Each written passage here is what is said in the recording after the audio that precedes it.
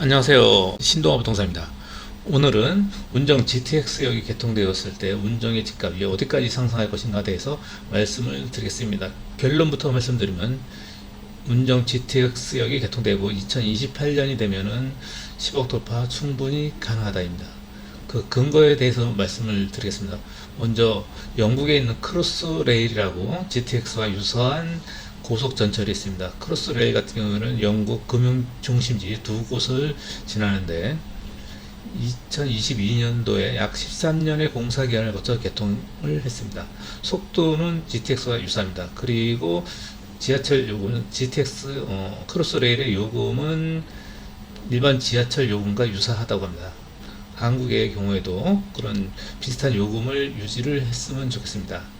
그리고 이제 한국 같은 경우는 영국과 완전히 동일한 상황은 아닙니다. 영국은 이제 금융 중심지, 그리고 세계에서 이민자가 계속 몰려오고 있고 인구 감소가 그렇게 심각하지가 않습니다. 그런데 한국은 인구 감소 문제도 있고 경제적인 체력도 그렇게 강한 편은 아닙니다.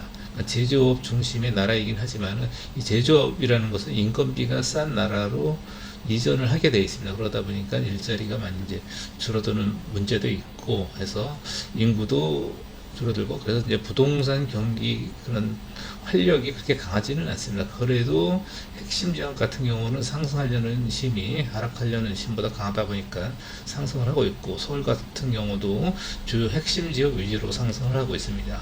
운정 같은 경우는 저는 뭐 킨텍스하고 비교를 하고 싶은데, 킨텍스 같은 경우는 운정 GTX가 개통되면 GTX 여기서 약 5분 정도만 가기 때문에 거의 동일한 생활권으로 볼 수가 있습니다.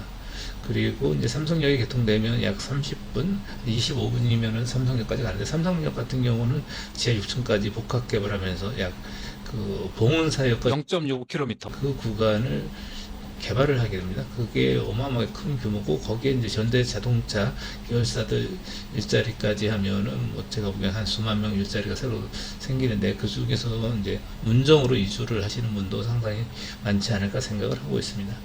그리고 운정 같은 경우는 교통에 불모지나 다름없었죠. 저 같은 경우도 대학교를 다닐 때 1시간 반 가량을 거의 2시간 걸려서 이제 대학교를 다녔는데 상당히 불편했습니다.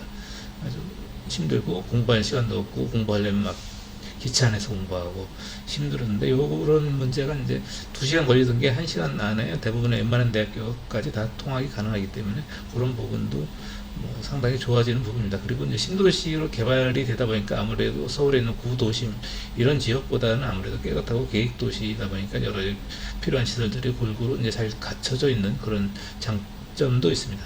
감사합니다. 오늘까지는 여기까지 말씀드리겠습니다.